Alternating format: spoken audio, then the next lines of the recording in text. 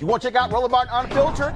YouTube.com/Roland S. Martin. And subscribe to our YouTube channel. There's only one daily digital show out here that keeps it black and keep it real. It's Roland Martin Unfiltered. See that name right there? Roland Martin Unfiltered. Like, share, and subscribe to our YouTube channel. That's YouTube.com/Roland S. Martin. And don't forget to turn on your notifications so when we go live, you'll know it. So Martin, how you doing? Doing pretty good. How are you doing? All good, all good. Obviously, we're here at the King Center. What does this facility, this organization, mean to you when it comes to your father's legacy and that of your mother? Quite frankly, the King Center was the organization, and is, that my mother founded with family and friends to continue and institutionalize the work of Dad. Perhaps had Mom not done that, we wouldn't be where we are today, because I think people understood the work that Dad was doing, but to understand and evaluate and analyze and continue, it took an institution that was designed partially to teach and train people in nonviolence, teaching us how to live together without destroying either person or property. Obviously, we haven't learned that lesson. But also, Mom and a team of people, along with Stevie Wonder and a host of others, it had to be the United States Congress that voted on it, but they were lobbied by a number of people. And of course, Stevie played a huge role in making sure there was a King holiday. So I think there were a confluence of things that created not just the center. I mean, I just think it's remarkable when you think about the fact Dad was killed on April 4th, just about now 50 years ago, just a few weeks from now. And in June of 1968, this organization was created. The vision of what it was going to be was created at that point. It takes you sometimes several years to plan institutions like this. So it was revolutionary, in my judgment, the leadership of my mom and her team to put this institution in place. And here it stands 50 years later. And while I would say the organization has done great work, we've not scratched the surface yet of what can become, the nation and world to become. Legacy can mean any number of things to a lot of people. Are you happy or satisfied with how your dad's legacy has been defined? No. And I take some responsibility, as others who are keepers of the dream should. And what I mean by that is our society and maybe mainstream media have sanitized who Martin Luther King Jr. was. And as a result, people really don't truly know. They understand the essence through the I Have a Dream speech, but you know, there are hundreds of speeches of Dad's that people have not dissected. And certainly between the latter years, 65 on, you know, Dad was hated. I mean, you know, he became the darling once he was dead and couldn't lend his voice. Then everybody, oh, we love Dr. King. But in his life, people hated him, including people in our own community. Now, part of that responsibility is we've not done enough, meaning the center, meaning the family, meaning the bearers of the dream, but all of, I mean, we can and we must and we will do better, because we've got to find a way to make Martin Luther King Jr.'s message relevant to current crisis that exist. I mean, we can just take the example of this tragic shooting in Parkland, Florida, just a few days ago. Dad used to tell us we must learn nonviolence or we'll face non-existence. Well, you know, when you look at the crisis in North Korea and other things, I mean, if we don't handle these conflicts correctly, it's over. And I don't want to sound like Dick. You know, I heard you interviewed Dick Gregory, and you kept trying to ask me, what does that mean, Greg? What does that mean? It's over. It's over. Well, I don't mean it in that way. What I mean is, yes, if we don't take some proactive steps, then yes, this world could be destroyed. I believe there's a great amount of humanity in the human being. I think right now, this particular moment, these children in Florida are showing us that, look, this is wrong. We're going to get something done about it. Up to now, we hadn't done anything. That's one issue, but there are hundreds of issues that we must address. Then we must address it in our own community, because we are constantly in our cities wiping each other out, because we've been taught and programmed to hate ourselves. And until we learn to go back to the basic tenets of love, which is what Christ taught, which is what Dad taught, which is what Gandhi taught, which is what the Dalai Lama taught, and so many others, we're not learning that message. So as it relates to Dad's being sanitized, we got to change that. I frequently say this in speeches. I've said it on television, I've said it on the radio, and so I have no problem saying to you that the issue that I have is that your father has become what I call America's civil rights mascot. That he's treated as sort of this bobblehead figure that, wanted everybody to love each other, didn't want there to be friction, that he was, and when you hear folks describe him, it is as if the radical revolutionary that he was, didn't exist today. He was just this mild, meek-mannered, just go along to get along guy, and it's gonna all work out.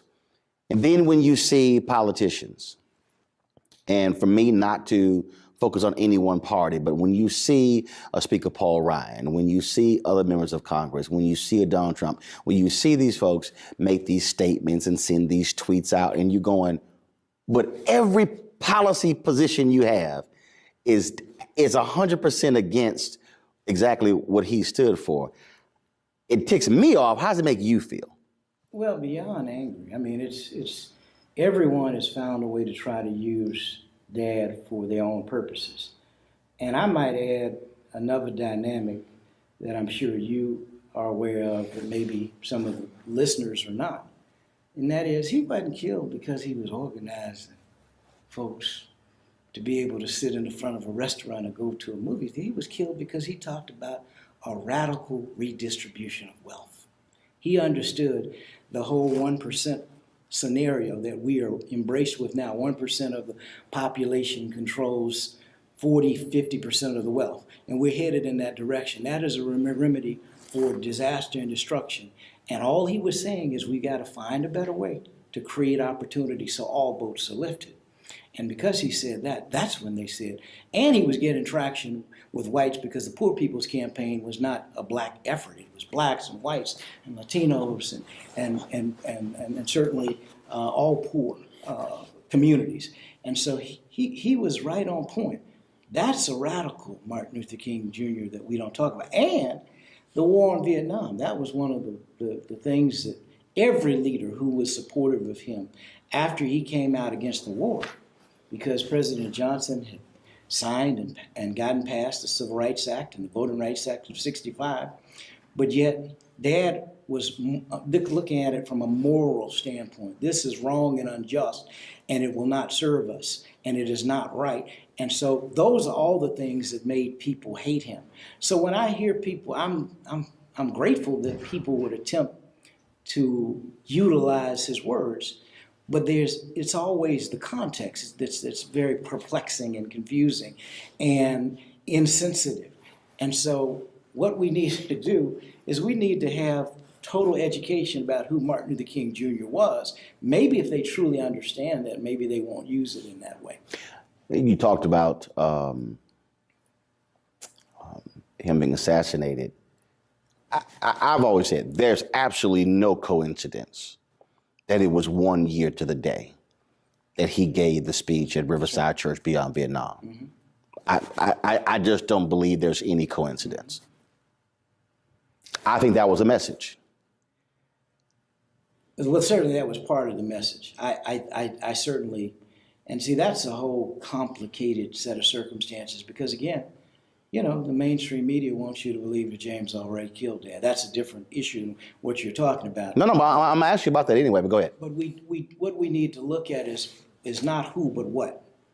What created the climate? What climate was in this nation? In fact, that's really part, we have allowed a climate, because we can change this as Americans and others from around the world. We've allowed this climate of violence to persist and be risen to the top. I mean, many movies that we go to see are violent. Many of the cartoons used to be violent. They're better now. And certainly all of the video games, 7 out of 10 of them are about blowing up something, shooting something. You wonder why your society is violent? Because you're constantly programming it through your entertainment. And so the public has to demand something different or stop patronizing. And so I'm saying all that, though, to say, you know, the Dad was prophetic about all of these issues. And that the confluence is what got him killed. The primary issue was, yes, he was talking against the Vietnam War. And what people don't even realize, I mean, 50,000 people, soldiers were killed. Their bodies were brought back, some of those, with poppy seeds. So you had the mob mad at Dad because they were putting heroin out in the community. People don't realize this or know this. Many people don't. You had certainly the politicians. The president was angry with Dad. I mean, in theory, President Johnson maybe should have come to his funeral, but he couldn't for a number of reasons. Then you had, racists just in general, the racist people, those people that existed in the nation who were angry. All of that confluence they all came together, and because of the speech, the war in Vietnam, Beyond Vietnam, he was killed. And, for me personally, that was the most traumatic incident in my life ever, losing a father publicly, along with the world. I mean, we saw it on television. In other words, I was sitting in our family room. We were all of us, I think all 4 of us, and it was flashed across the screen. Dr. Martin Luther King Jr. has just been shot. We rushed back to Mom's room to get some understanding. Well, what happened? And Mom was preparing to go because she had received a call, go to Memphis, from Andrew Young and Jesse Jackson. And so she actually was preparing to go. She got to the airport, and the mayor of the city was walking toward her, and she could tell that the way he was walking there was not going to be good news. And he said to him, I'm sorry, Mrs. King, Dr. King did not survive. So she came back home to comfort us, the 4 of us, and explain to us, in these words I remember, your father has gone home to live with God. I don't remember her saying he was assassinated. She never used that harsh language. He's gone home to live with God. You'll see him. But when you see him, he will not be able to hug and kiss you as he often did. But one day, you'll see him again.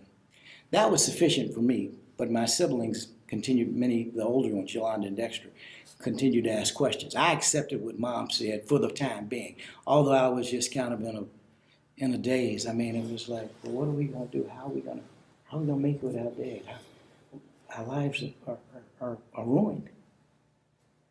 When I talked to Bernice, she talked about not just losing him being assassinated, but the trauma of the next 6 years of losing your uncle, and she said, And grandmother. being killed. She said, how can you drown? There's no water in your lungs. Then losing your grandmother being killed. And she said, I don't think people really don't understand that level of trauma, and then being fearful of your mother not coming home. And so from your perspective, talk about just what life was like in the aftermath of 68 forward, dealing with all of that. And you were how old when your father was assassinated? Yeah. So for you, this is 10 to 16. That's right. Well, first of all, it was, well, I'll characterize it this way.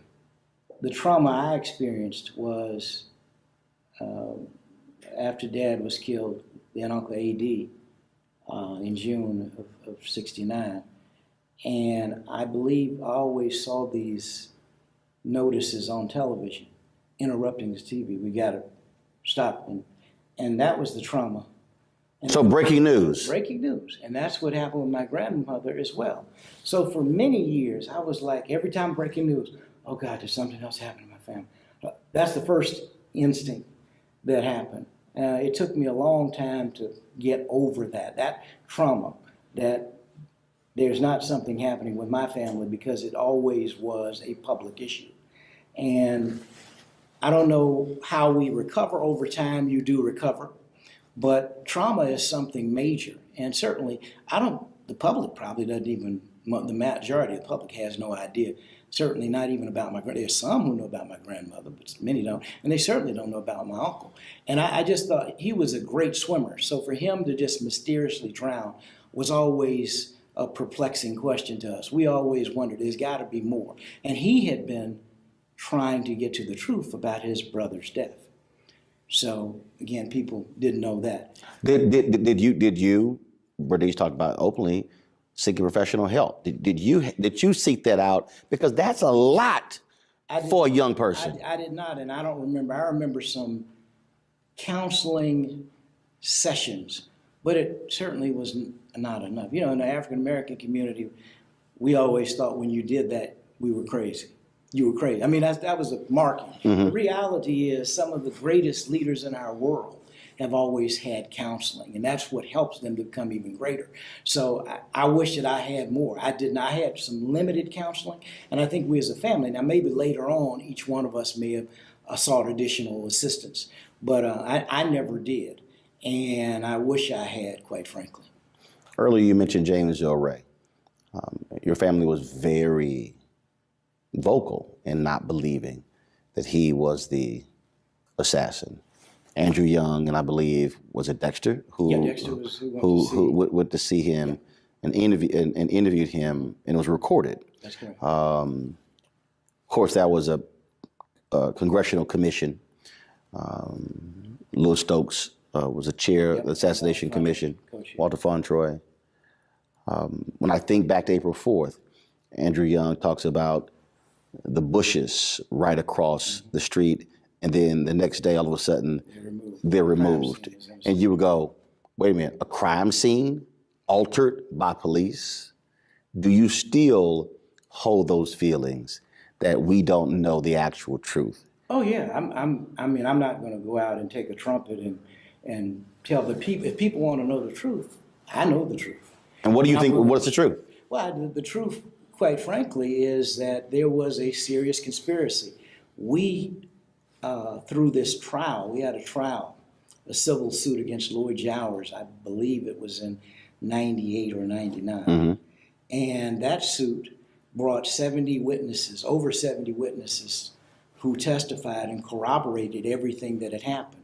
So what I believe, or what I know, not believe, is that there were a confluence of a number of entities involved, from the federal government to local leadership in Memphis.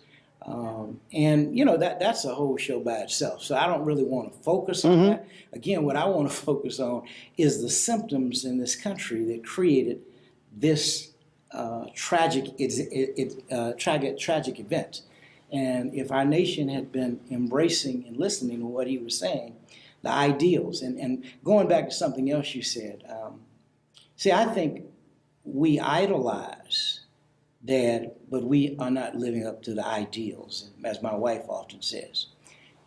When you idolize something, you can put it on a shelf, and you know, you dust it off every time there's a King holiday, or you dust it off on April 4th, and you know, you feel good about, we're doing this. But it's really living the ideals that he wanted us to embrace. And we are nowhere near there at this time. There are individuals who are embracing them, and some communities. But by and large, our nation has not embraced his ideals. And so that's the bobblehead thing that you talked about. We idolize him, and we sanitize him.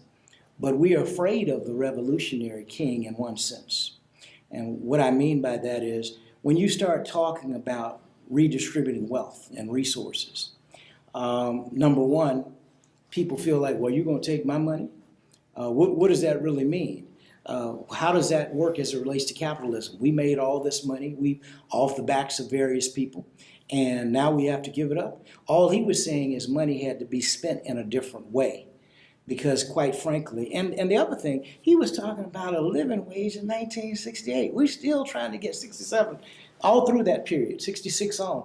And we're still trying to get the minimum wage raised. I mean, that's great, but the minimum wage is not going to create the opportunity for people to live. In a country with a $20 trillion plus economy, there's something wrong with this. You had started an initiative and want to know what's the status of that, where you went around the country and was looking at Martin Luther King drives, and saying how, for the most part, they are largely in black neighborhoods. People use it as a negative, that when you say MLK Drive, folks think crime, downtrodden. Status of that initiative, and what would you say to black people where there's an MLK Drive?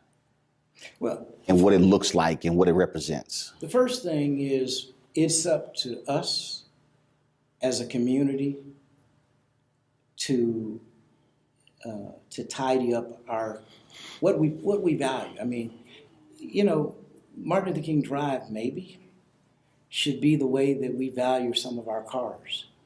I mean, if you live in the worst conditions, but when you bring a certain kind of car into the neighborhood, people not gonna mess with it, particularly if they know who, you know, some certain people own that. People will steal. That's a different discussion. But by and large, there's respect for that vehicle. We need to respect our neighborhoods, our communities that are Martin Luther King Jr. communities in that same way. And the other thing that we've got to do as it relates to that initiative, the initiative is, I won't say stalled, but it is not moving forward the way I would like to see it moving. I'm not leading the initiative. I was a part of a group that was discussing ways to address it. I believe it still can be done. But one of the things we have to think about is black folks spent $1 trillion last year. Over $1 trillion, in fact. Now, we have, 15, 20 black banks? Not one of them has $1 billion. Not one. Collectively, they may only have just a few billion. My point is, if we had 10 banks and we had $100 billion, 10 billion in 10 banks, we could dramatically change our community, because we could provide loans for entrepreneurship, we could build better schools, we could build more businesses, or we could build more housing. And so to some degree, there's an educational process that has to take place in our own communities. I think that's where it starts. I think we need not a strategic plan. I think we need and an African American think tank, not just the Joint Center for Political Studies, which used to do some good stuff and may still be doing some stuff. But we need something like a Brookings or a Hoover or these great institutions. Everything that Reagan did was planned by the Hoover and Brookings Institute many years ago. We should have had something around the African American community that was designed, I mean, where you pay people $150,000 just to think. They don't have to worry about it. I mean, when you don't have to worry, I mean, we're stressed out.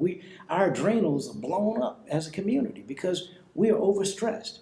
We're overstressed with racism. We're overstressed with just trying to make ends meet. And the society and climate has been created. So we've got to find a way to relax all of that, to peel all that back, and then to figure out how do we build bridges to lift up our communities. And I'm convinced we can do it. We have not up to now, but we can. Obviously, there is so much that happens annually around your father's birthday. It's going to be a lot that's going to be happening around April 4th. They're expecting 50,000+ people to come to Memphis. Journalists from across the world are preparing to be there. You mentioned earlier idolizing. What do you want people to know before they come to Memphis, and what they should be doing when they leave after April 4th? I think the first thing that I want people to know and understand is this is a huge milestone, commemoration in the history of this nation. But we have to quadruple our efforts in embracing those ideals of Martin Luther King: freedom, justice, equality, righteousness. I mean, we've got to drill all the way down to the very basics. One of the things that happened, as you certainly are aware, the progressive communities and others helped to elect President Obama and then sat down. The right wing never sleeps. Every generation, Mother used to say, has to regain its freedom. That means that we should have never sat down, even during those 8 years. We should have been helping, and the president asked us to help him. President Obama asked us, but we didn't do anything. But there were a lot of people though. But he asked us to help, but there were a lot of black folks who said, they wanted no criticism, they wanted no critique, they wanted no push. I literally sat with numerous people, folks with multiple degrees, who said, no, we can't, the brother got a lot on his plate. We shouldn't ask for anything because white folks may not vote for him. And so he got to get a second term. And I literally said, wait a minute, are y'all actually saying that some white folks you don't even know are keeping you from asking for a return on your investment in terms of your vote? And folks said yes. And civil rights leaders, I've sat with many of them, they said we could not make any demands because our own members would say, how dare you, what are you doing? And as a result, the president knew. And I've thought, look, people get mad at me all they want to. He made it clear. Y'all can say whatever you want to, they're gonna always be with me. So we had this confluence of events that we just happy you're there. That is absolutely true. And I think we all were very proud and did not want to embarrass and did not want, there were a few, Tavis and certainly Dr. Cornel West and a few others who were constantly challenging the president. Most were embracing and lifting him up. And I think we should have done both. That's what leadership requires. Here's what I said. What I said is we focused on him being the first black president and forgot he was the 44th. Well, that's very powerful. And I might add, every other president delivered for people. Bill Clinton delivered for a number of folks in the African American community. A lot of every other president, President Bush delivered for some black folk, but delivered for his base. And the presidents go on and on. That's always been the case until President Obama, where there was no expectation that he's going to deliver for the African American community. And that's our fault. That's not You can't blame white folk for that. That's us. We did not do what we were supposed to do. So we got a President Trump, and it has created a condition very interesting. As much as we dislike much of what he promotes, it is causing a mobilization that we've never ever seen of people coming together who would not have come together had it not been. And I'm not suggesting that it's good. The good part is it's happening. Right. The bad part is that we allowed him to be elected. Well, and that's the thing that I'm gonna come back to that point, but something that struck me when I thought about, and Bernice and I talked about it, when I think about your father's book, Chaos or Community, Where Do We Go From Here? When he talked about, he said there will be many of our white allies who will not be with us. It's the moderate white that we should be concerned about. And I guess the problem for me is that America has only provided us elements of freedom when they were forced to. It's the problem that, all of a sudden folks are mobilizing because of the rise of Trump, as opposed to, no, you mobilize and organize to make sure that doesn't happen. See, now you're forced to. But had you done that, you wouldn't be in the situation that you're in. Are you hopeful that people will realize that you can't be reactive? You can't just wait to something. You can't be like America. Oh, space shuttle blew up. Oh, might want to fix those O-rings. When we knew the problem existed before it actually happened. We wait for things to happen and then we react.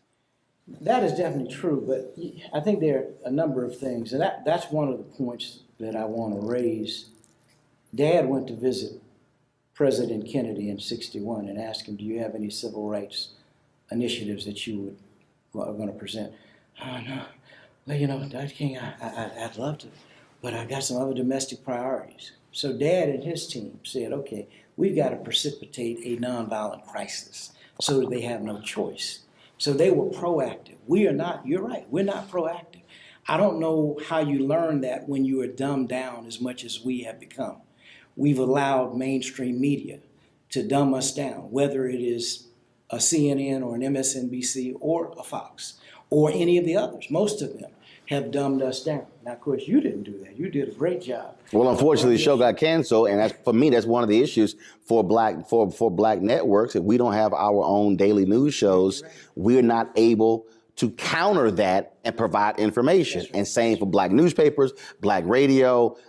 We've got to have our own communication apparatus. Well, and that's a frustration. Now, maybe through the social media outlets, it can be done, because even if the mainstream or traditional modes are not used, right, it's going to get out. The message is going to get out because it's too, I mean, social media is just, it's going to grow. It's going to probably overshadow mainstream at some point in the not too distant future. So I guess my higher point is all of us have an obligation. We abandon our obligation, certainly for those 8 years. And, you know, I think now, as you said, we're forced, but there's going to be something positive out of this. I mean, I've never seen in recent years young people mobilizing like they are because of Parkland. And this is across the country, not just. I mean, there have been sprinklings of it, particularly Black Lives Matter. We have to commend those brothers and sisters who are every day out here on the front line. I mean, the media may not cover it, but they're out there doing it. They're making a difference in communities. No, police brutality and misconduct has not stopped. In fact, I'll say that we did a march back for the 37th anniversary, I want to say in 2000, Sharpton and I, through the 37th anniversary of the March on Washington. We led that march, and we had over 100,000 people come to Washington, and the issue was police brutality and misconduct. We were about to get some things done, about a year and a half. Then in 2001, Bush came in. When Bush was in, 9/11 occurred. It re-empowered police. I mean, we were about to get responsible legislation. So we've got to go back to some of that. And then we've got to have community policing. We've got to have diversity, sensitivity, human relations training. We've got to have civilian review boards, because how are you going to investigate yourself? Police can't investigate it. I mean, they do it. They have these internal affairs divisions, but That's still investigating self. We need independent review. That's why citizen review boards who help to make those decisions will begin to change some of that. And the final thing is that, maybe we need to start filing some major suits against these departments. And we need to find a legal team to be able to lay it out, put it together, because that's the only thing that mainstream America understands, when you tamper with the money. You met with Trump before he was inaugurated. We're now more than a year after that. Your assessment of what he said in the meeting compared to what he's actually now done as president. Second part, should he be in Memphis April 4th? Mm-hmm. I don't know how you come to Memphis in hypocrisy. So here's what I'd say. First of all, President I talked about voter suppression. He talked about voter fraud. Two different issues. There's no voter fraud. His fraud commission blew up. There's still been voter suppression all over the country, and that's going to be one of the greatest concerns about next year, because the Republican governors and legislatures have drawn the lines in such a way that it makes it difficult for communities of color and gerrymandering students and seniors to vote because they don't have the right ID. So that's a concern. Mm-hmm. The point is, what I had hoped to happen, because he said the idea that I had, which was about an ID, that sounds like a good idea. Let's talk about it when I'm actually in the Oval Office. He had said he wanted us to come. I was hoping we would, but I wasn't sure that it was going to happen, and it hasn't. And secondly, I believe fundamentally that you have to always appeal. Somebody's got to be talking to this president. Well, here's the deal, though. Okay, so if he said that, and he has not had a meeting with civil rights leadership at all.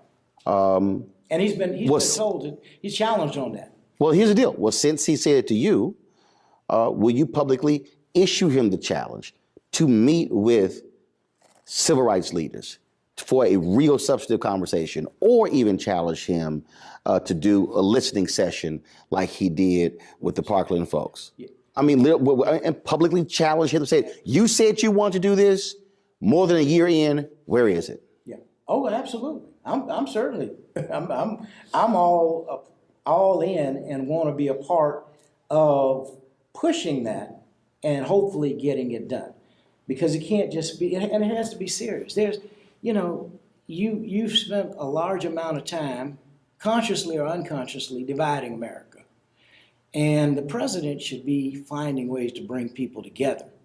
Now, this Parkland issue, this tragedy in Parkland and in Broward County and at Douglas School is one issue, but there are a myriad of issues that have to be addressed.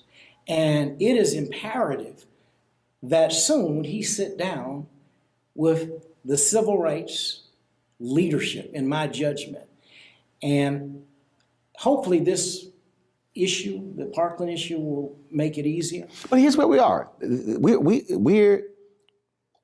This is the 50th anniversary of the sanitation workers' strike. Mm-hmm. The 50th anniversary assassination of your father. 50th anniversary of the Fair Housing Act. And then, of course, you have Secretary Ben Carson issue an edict where cities did not have to submit their plans on how they would end segregated housing, giving them that waiver from an Obama-era role. The 50th anniversary of the Poor People's Campaign. The 50th anniversary of the Kerner Commission report on race riots. And we have a president who will not sit down with civil rights leadership, will not sit down with black media, and you have these huge different events, and it's kind of like whatever. And that to me, and I've challenged him directly and his administration as well, made the request to him. I'm saying you have got to sit down with these constituents. If you want to say you're the president of everyone, you've got to sit down with these folks. But there's no question about that.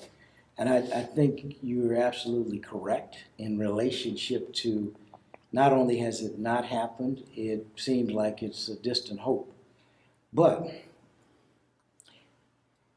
when he continues to do some of the things that he does, it makes it very difficult for leadership to even want to engage.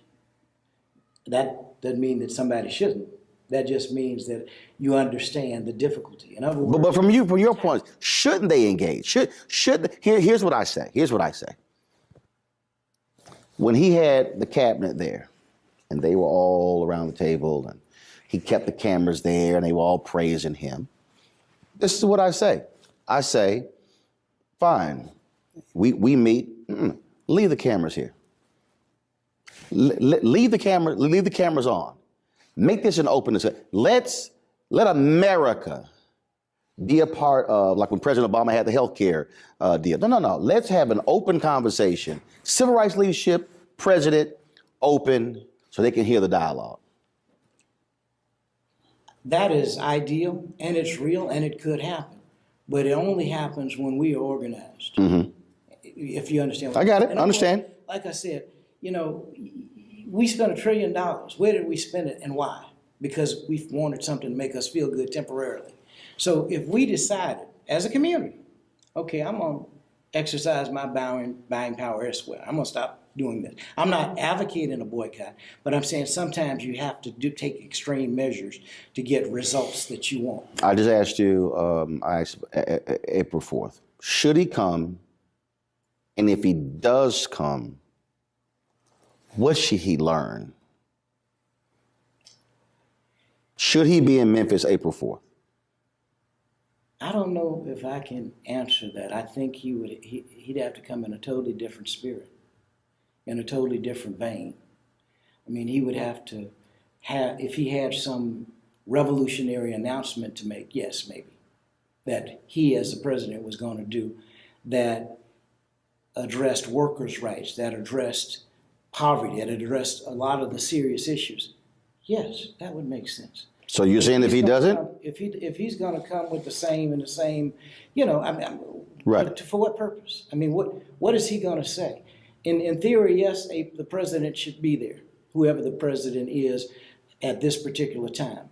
But this president, in my judgment, should only come if he has something profoundly that is going to change the complexion of what things he's done in the past have been. So you're saying I've learned, I think, because I want to create a unified America. So you're saying don't make this a checkoff event. Don't make it a photo op. Oh, it has to be substantive. Absolutely not. My father and others didn't die for this to be relegated to just something that you do as a photo op. There's serious work. There are people suffering all over this country. And not just black people, but black poor people disproportionately. We know there's a criminal system. It's not a just system. If it was just, it wouldn't be 60% and 70%, 80% African American, and then Latino and Hispanic, and then poor white folk. So there's no justice for African Americans by and large. If you have money and resources, yes, you can get decent counsel, and perhaps you can get some justice. But the system does not work. It's full. I mean, you got 2.5+ million people in jail. More people in jail in this country than any country on the planet. I mean, there's something wrong with that. That shows how, you know what I say? We're dysfunctionally functional. And you say, well, that's an oxymoron. Yes, it is.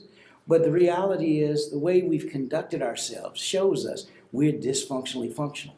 That we got to change. You, out of your siblings, you're the only one with a child, daughter. Earlier you talked about caretakers of the dream. You have the King Center, King family, you have the Institute, Stanford, you have all these different entities out there. Folks are aware of back and forth between you and your brothers and sisters. How do you ensure that 50 years from now, it will be taken care of in good hands? Because for black folks, and obviously even America and the rest of the world, who tells the story and how the story is told is even more critical than it just being told. Because it can become some other sort of narrative. How do you ensure that? Well, I can say as it relates to our daughter, my wife and I are instilling values in her. She may decide, I don't want to do this. But the hope is that she will be willing and want to take up the mantle. Just knowing who she is. Let me share this story. And this is unprompted. A couple years ago, we went to Washington. The president invited us to the White House, President Obama that is, to see the bust of Dad, because we had heard it was there, but we had not seen it. Got to see it before he left. It was a little late, but nevertheless, we got to see it. So I told her, think about some questions you want to ask the president. Now, this is over 2 years ago. You know what her question was? She was probably 7 years old. Mr. President, what are you going to do about these guns? I see my children getting killed. Now, this is a long time before Park. A 7-year-old kid, Martin Luther King Jr. and Coretta Scott King's granddaughter, and Martin Luther King III and Andrea Waters King's daughter. That's one of her first questions. The next question, at a later point, she wanted to know, you know, she was petrified of what when he became president, what candidate Trump was articulating. She wanted to know, what are we going to do to stop this that is dividing our nation? Now, that's not a question I told her or my wife told her. This is what she was thinking about. At 7 years old, I wasn't thinking about no guns. I wasn't thinking, I was like, oh, I want to go play. So to me, there's great hope in young people. How did President Obama respond? Did he give it look like, initially, she's 7? Yeah. Initially, he's tried to give a little, well, you don't have to worry about that. And she kept looking at him like, what do you mean? And eventually he had to develop an answer. He said, look, we're working with Congress, we're going to do all we can to make sure that you and all children are safe. So he came around to an answer that she accepted. But I just thought it was, it was quite amazing to me that at 7, this is what was on her mind, because I certainly at 7 wasn't there. So I have great hope. I'm not concerned about the legacy being preserved, because I'm sure Yolanda Renee, and she's going to develop a cadre of others to work with her, is going to do her part to make sure that her grandfather and grandmother's legacy lives eternally. For you,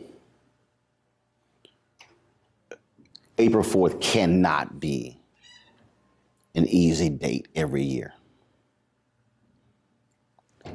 How do you deal with that? Well, let me just tell you what I have. I first have to acknowledge the loss to my mother of her husband and my siblings, our father. That's the very first thing. That was a loss that cannot be replaced. But then I look further and I have to glean and understand that the nation garnered a message and an understanding of a movement. And that is, for example, if Dad had not been killed, well, probably we wouldn't be dealing with the things we're dealing with, first of all. We'd be at a different place. But had he been killed in a different way, it was the trauma, the traumatic way that he was killed, that I think makes his message, his movement, even more lasting. I think it would have been lasting regardless, because Dad was just connected. I wish that I had that level of connection that he had, not just to God, but to the universe and to human service. You say something like, if a man hadn't found something worth dying for, he isn't fit to live. And you do it. Now I may be willing to die for my child, my wife and my child, but I'm not ready to go. Most of us are not. But you have to be very poignant and strong. Figure out, you got to be willing to die for what you believe in. That's when people are very serious. Hosea used to say. Hosea Williams. Williams, I should say. Hosea Williams would say. I know, but for the folks who don't know, go ahead. I appreciate you sharing that. He was looking at a picture, Dad, and Hosea Williams was a complex man. He was a chemist, as you may know. But he was an agitator. He was, he had alcohol problems. He had all kind of things, all kind of flaws like we all do as human beings. And he used to attack my mom. And so I was going over there to deal with him, saying, now look, you say you love Dr. King, and I'm sure you did, but you're always attacking my mom. Dr. King's vision wasn't about no bricks and mortar. It was about feeding folk. Well, all of that is included. So what you're saying is not quite right. But I never got around to saying this because he looked up at this picture of Dad above his and he said, you know, I loved your dad. I never met a man like him. He said he did two significant things. He conquered the love of wealth and the fear of death. I said, my God. Say that again. He conquered the love of wealth and the fear of death. Now understand, when you don't really care about money, you know things are going to be all right, and you're not afraid to die, you're unstoppable. And that's the kind of spirit that all of us need if we want to address these critical issues today. Not being afraid of what people are going to say or who's going to follow us, particularly if you know you're standing on justice. You're standing on the shoulders of great individuals, because we've had great people in our nation's history and world. It didn't start with Martin Luther King. Martin Luther King Jr. certainly was one of our greatest of our time. But you know, there have been great people going way back who did things with nothing. I mean, you go back to think about it, Harriet Tubman, who said she could have freed more folk if they knew they were slaves. I mean, we've had some. I mean, think about Frederick Douglass. I mean, the list goes on. Du Bois, Booker T. Washington, and the list goes on and on. With so many, and the inventors. And that's. I mean, we don't really, as Black people, honestly, we really don't truly realize who we are. We don't realize we were kings and queens, and that civilization began on the African continent. Most of us don't realize that because we're taught negatively. Now, I don't know what Black Panther is going to do, the movie, to change some of that, because this has never happened. We've never had an almost all Black African cast that is charted all past the numbers. I mean, that's phenomenal, quite frankly. There was so much drama, anger, confusion after your mother's funeral, revolving around Harry Belafonte. Mm-hmm. I interviewed you, the Chicago Defender at the time, right, about that as well. Mm-hmm. And there were a lot of hurt feelings for a long time. But we were at Sharpton's conference last year in 2017, and Harry Belafonte was being honored. And he publicly forgave you and the family. Had y'all previously talked about that, or did that catch you by surprise? And what were you feeling when you heard him say how it was important that be done? I don't want to say I was totally surprised. We had not spoken, period, recently. But I've always had incredible respect and love for him because I know what he went through. I know that he brought entertainers and other celebrities to the table throughout the movement. I mean, he and Daddy were close friends. So I knew all that. I always expect, and he always personifies the best from his perspective, which is generally truth, in my judgment, truth to power. That's, you may not agree with him, but he's telling the truth. And I've always respected and admired that in him. And so I've always loved him, even though the conflict had occurred during Mom's funeral. So to hear him say what he said, I called him the next day. And we had it was a short conversation. But I was basically telling him how much I appreciated him and loved him and what he continues to do at 80 plus, 85 or 6 plus. I mean, he's amazing. And that's the way I see him. And, I was saddened that we went through what we went through. But, I think we're on the right track. I had a meeting with him about 5 years ago, and he talked about addressing it then. He said, look, I don't know how long I'm going to be here. I don't want these issues to harbor. I grew up a little bit with his son, David, and his daughter, Gina, his younger children. I knew Sherry and Adrian. I knew them, the older ones, but I knew David because David and I are the same age, and we haven't really talked in a long time. I'll see Gina periodically. But I just thought that was so powerful, what he did, because only he could do that. I was just there to present the award, and what it showed was reinforced was the level of respect and love that he had for Martin Luther King Jr. And that generally gets passed on to the family. And he certainly had that. That never got lost, but somehow there was some disconnection at a certain point. And my hope is that we're back connected together. In fact, I'm going to be going to New York soon, and I'm going to reach out to him for lunch, to have lunch. You want to support Roland Martin Unfiltered? Be sure to join our Bring the Funk fan club. Every dollar that you give to us supports our daily digital show. There's only one daily digital show out here that keeps it black and keep it real as Roland Martin Unfiltered. Support the Roland Martin Unfiltered daily digital show by going to RolandMartinUnfiltered.com. Our goal is to get 20,000 of our fans contributing $50 each for the whole year. You can make this possible. RolandMartinUnfiltered.com.